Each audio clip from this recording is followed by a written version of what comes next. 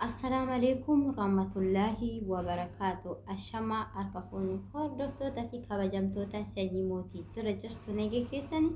Alhamdulillahi galata rabbii ani nagaa kootiin isinin ja'a hordoftoota fi kabajamtoota kiyya. Subscribe, like, share naaf godhaan isinin ja'a hordoftoota fi kabajamtoota kiyya. Haa jechuudha wanta baay'ee na dinqi. Gizee hunda jechuudha wallahi wanti baay'ee nama dinqa. Wanti yoo itti ammaa kana jechuudha. Haada dhumaan hanga har'a bultuun borus waan addisii dhageessa kan har'a dhageesse jechuudha. Akkasii jibbisiisu borummoo kan san caalu dhageessaa jechuudha. Wallahi wanti ho'itii ammaa kana baay'ee nama jibbisiisaa jira. Obboleewwan kiyya yaa obboleettii kiyya yaa obboleessa kiyya ani wanti isiniin jedhu jechuudha. Akka obboleettii tokkootitti wanti isin gorsu isin caalaa beekitii miti. Isinii ol nama beektuu ta'ee osoo hin ta'in waanuma beekan irraa jechuudha nama gorsanii jechuudha. Gizee ammaa kana ho'itiin baay'ee fokkatee jira jechuudha. Namuma silkii isinitti dawwalu nama beekta yoo hin ta'in jechuudha jalaa hin kaasinaa jechuudha. Jalaa hin kaasinaa ittiin hin haasa'inaa jechuudha. Maaliif wanta hin taane tokko dubbatanii jechuudha. Si dogongorsiisanii jechuudha. Nama dogongorsiisu jechuudha. Namni gizee ammaa kana akka ajaa'ibaatitti jechuudha. Walirraa fagaadhaan isin jira. Kana waan jedhu immoo waliin jaalatinaa osoo hin ta'in gooddanyaa firiyoonni walirraa fagaadhaa osoo hin ta'in nama hin beekne tokko jechuudha. Yoo silkii isinitti dawwalan jalaa hin kaasinaa jechuudha. Maaliif wanti guddaan wanti jechuudha baay'ee nama jibbisiisu achirraa dhixxaansee dhufuu danda'a waan ta'eef jechuudha. Wallaahi gizee ammaa kana wanta dubartiin haasoftu jechuudha dhiirri haasa'uu hin danda'u. Wanta dubartiin dubbattu dhiirri hin dubbatu jechuudha. Bakka wanta baay'ee nama jibbisiisa jechuudha gizee ammaa kanatti of eeggadhaan isin ja'a. Asumaanis dammoo ixaansi jechuudha. Wanti addunyaa kana gizee hunda irra deddeebi'ee dubbadha. Wanti addunyaa kanaa jechuudha isin hin dogongorsiisin. Qabeenyi isin hin dogongorsiisin. Wanti isinitti fakkaate kun jechuudha isin hin dogongorsiisin. Obboleewwan kiyya kootati jechuudha. Barumsa keessan baradha. Barumsa diinii keessanii baradha. Islaama yoo taate kootu barumsa diinii keetii baradhu. Kiristaana yoo taate dammoo jechuudha barumsa amantii keetii baradhu jechuudha.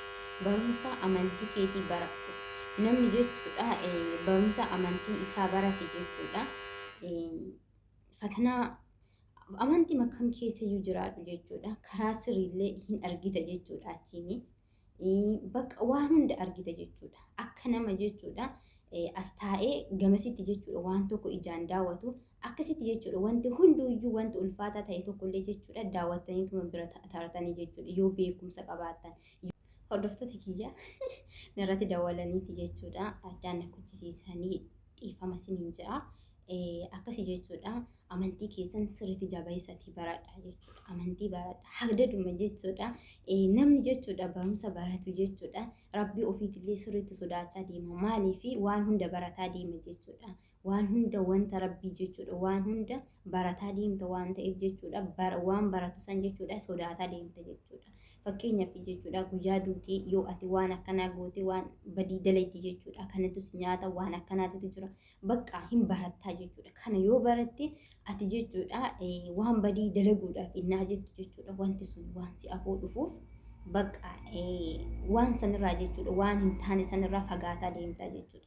Namni jechuudha ilmi rabbii karaa rabbiitirra deemu jechuudha. Yoo millee taanaan hin kufulleen jechuudha. Yoo kufillee dammoo achitti nafu ni ka'aa jechuudha.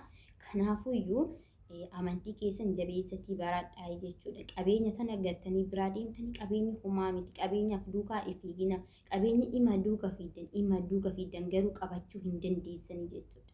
Qabeenyi fakkeenyaaf jechuudha wanta xiqqishoon ishii yoo wanta bakka imaan rabbii isin keessa jiraate yoo imaana qabaate yoo keessi keessan jechuudha rabbitti gammadaa ta'e wanti xiqqishoon ishiitu wanta rabbiin namaa eebbise jechuudha. Xiqqishoon ishiituyyuu barakaa qabdi jechuudha. Barakaa qabdi isin geessi jechuudha. Garuu wanta rabbiin keessa hin jirre osoo miliyoona meeqaa olillee ka qabaatan ta'e jechuudha. Wanta rabbii keessa hin jirre homa takkaayyuu isin hin godhu. Homa takkaayyuu jechuudha. Maaliif hoo jettanii kalaas wanta rabbiin keessa hin jirre wanni takkaayyuu namaan ta'u inuma ariita malee qabachuu illee hin dandeessu jechuudha. Hin qabeenya qabda malee jechuudha keessi kee dasitanyaa ta'ee jiraatu hin danda'u jechuudha. Kanaafuyyuu hanga biyya ormaa jirtan kana jechuudha. Fakkeenyaaf shamarran biyya ormaa jirtan ijoollee dhiiratillee jechuudha baay'een keessa kan biyya ormaa jirtan hin jirtan waan ta'eef maaliif biyyatti yoo galtan jechuudha akka ammaa kanatti isinitti mijaa'uu dhabuu danda'a jechuudha. Maaliif isinii toluu dhabuu danda'a. Kanaafuu jechuudha koodatti karaa onlaayiniitiin jechuudha barumsa keessan baradhaa isiniin ja'a hordoftoota kabajamtoota kiyya. Kan kiristaana taatillee amantii kee baradhu amantii kee sirriitti gadi bu'iitii qo'adhu jechuudha. Baradhu jechuudha sirriitti baradhu. Akkasuma kan islaama taatillee jechuudha amantii kee baradhu jechuudha. Namni barumsa qabu yoomiyyuu jechuudha bakka hin taane tokkotti hin hafu jechuudha. Hin hafu yoo kufillee dhimma ka'a waan ta'eef akkas isiniin ja'a hordoftootaa fi kabajamtoota kiyya. Wantuma beekurraan jechuudha isinitti dubbadhee yoo balleesse dhiifama naa godhaa isiniin ja'a. Wanta beekan dammoo yoo namatti dubbatan jechuudha badii qaba jedhee wanta beekanirraa jechuudha wal barsiisuun gaariidha. Fakkeenyaaf wantan ani beeku isin beekuu dhabuu dandeessanii wanta isin beektan dammoo jechuudha ani beekuu dhabuu hin danda'a. Waan beekanirraa yoo walitti himan yoo wal gorsan jechuudha. Bareedaadha jedheetii yaada'anii akka kootiitti akkasiin isiniin ja'a hordoftootaaf kabajamtoota kiyya amantii keessan sirriitti jabeeffadha. Amantii keessan sirriitti jabeeffadha jechuudha. Amantii keessan jabeeffadha ammallee irra deebi'ee isinitti immoo amantii keessan sirriitti jabeeffachuu qabdani. Maaliif wanti hunduu addunyaa kanarratti hafa wanti hunduu jechuudha. Wanti hunduu wanti isin laaltan kun qabeenyi wanti hundi ilmoon teessan dirasii jechuudha. Ilmoon teessan isin wajjiniin boolan duutu jechuudha. Amantiin kee garuu jechuudha. Amantiin ati itti amanti suni borullee jechuudha. Karaa rabbiitti illee rabbi si gaafata jechuudha. Eenyutti amante jedhee si gaafatamee rabboo kusiin jedha jechuudha. Ati eenyu jetta gaafasan yoo har'an baratin jechuudha. Har'a gizee biyya ormaa jirtan kana baratuu qabdan. Gaafa biyyatti galtan isinitti toluu dhabuu danda'a.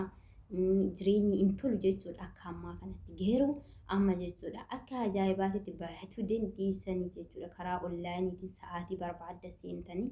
Kanaafuyyuu barumsa keessan jabeeffadha hadaraan isiniin jira amantii keessan jabeeffadha hundi keessaniyyuu jechuudha. Akkas isiniin jira hordoftootaaf kabajamtoota sanyii mootii. Warroonni na jaalattanii namni tokko lamallee taatu jechuudha. Gorsa biyya tanaaf fudhatuu dandeessanii jechuudha. Isin xaqqamuu dandeessi. Yoo har'allee isin itti fayyadamuu dhabdan jechuudha. Gaafa tokko jechuudha. Gaafa tokko bar mucattii sun akkana jettee osoo giziisan barannee jiraanne bar jechuun keessan hin oolu jechuudha. Kanaafiyyuu boroo teessanii itti gaabburra har'a itti waan hojjechuu isinii wayyan isiniin ja'a. Hordoftootaa fi kabajamtoota kiyya.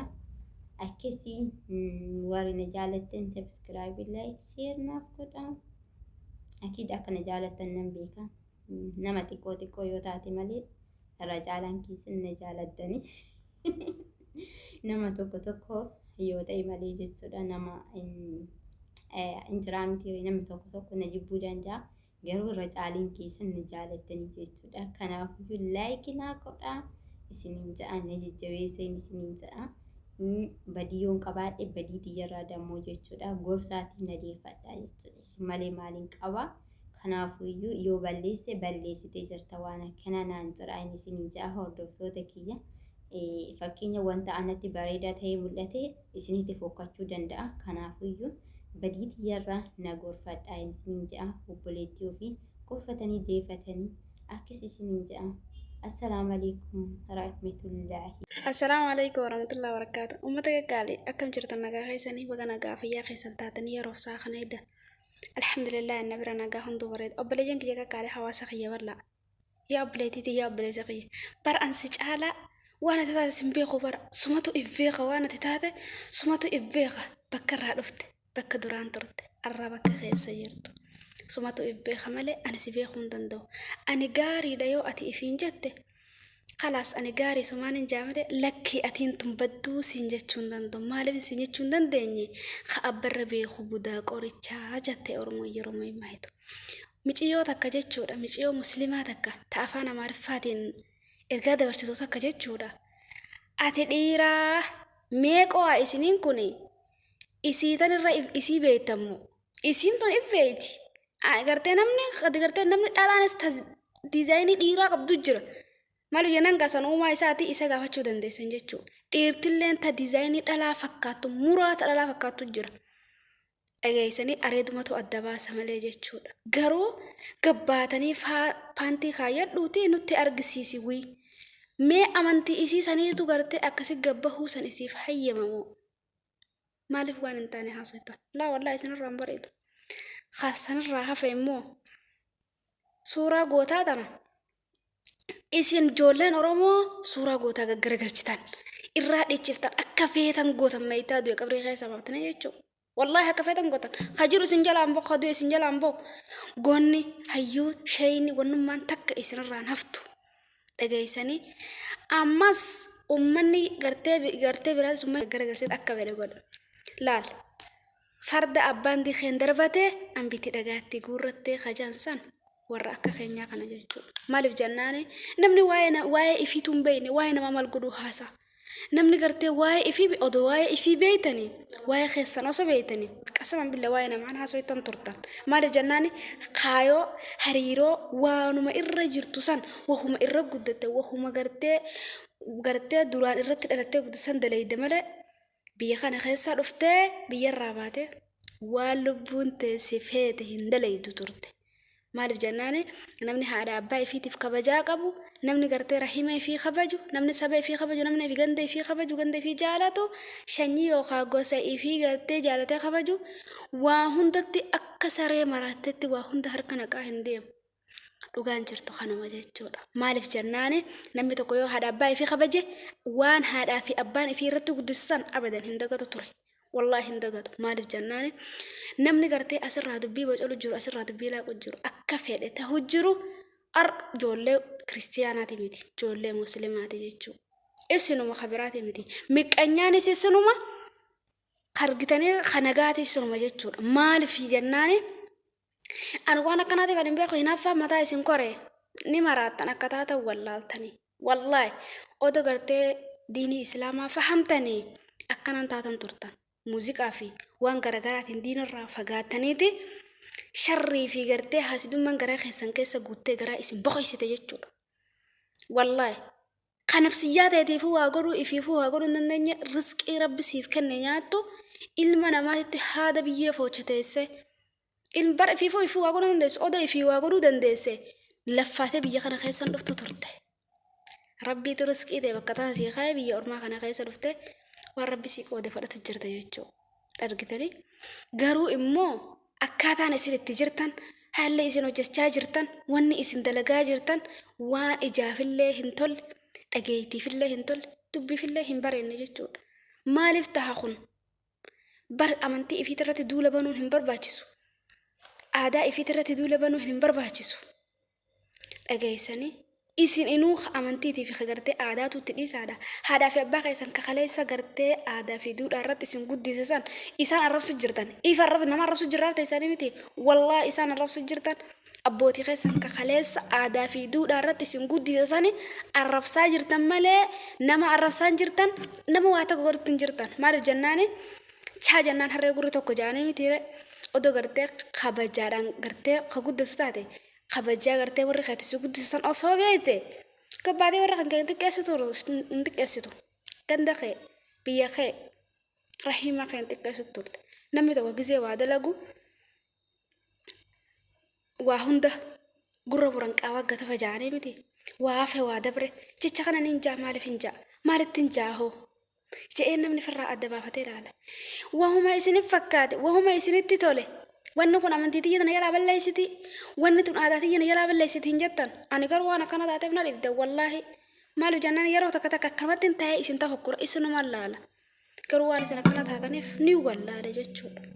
Sila dhiiroo namummaa ta'uudhaatu gartee isin dagachiise moo maal jechuudha kun ani naaf hin galle wallaahi naaf hin galle jechuudha. Maaliif jennaani namni tokko akka nama tokkotti erga nama tahe namummaa isaa waan nama taheef san beekuudha qaba. Garuu isin waa'ee namummaa haasawaan jirtanii bara waan isin fakkaatan arraan tana nyaannee ni bullaahi maal dalaynaa wanni isin dalaytan jechuudha ta'arraa tabaruutti dhiisan.